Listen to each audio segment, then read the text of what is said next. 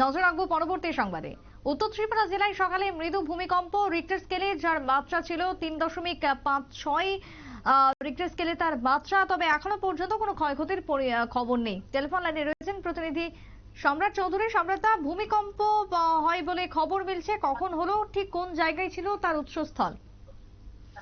দেখো সুপ্রীতি, আজ সকালে উত্তর ত্রিপুরা জেলায় সামান্য ভূমিকম্প অনুভূত হয়েছে। রিক্টার স্কেলের পরিমাণ ছিল 3.6 ম্যাগনিটিউড।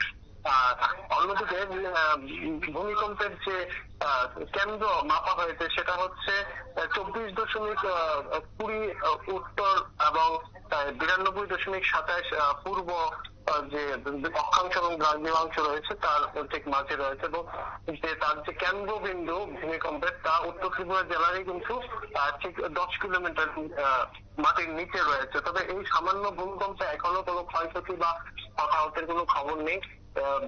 এই ভূমিকম্প সকালে অনেকে ঘুমের মধ্যে অনেকেই এই ভূমিকম্প টেরও পাননি।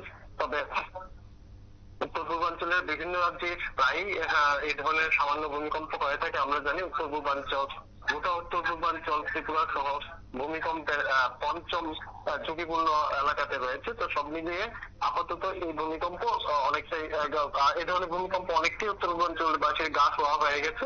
এরকমই আর ভূমিকম্প কিন্তু সম্ভব দেখা গেল। সুপ্রীতি, বেশ, ধন্যবাদ তোমায়।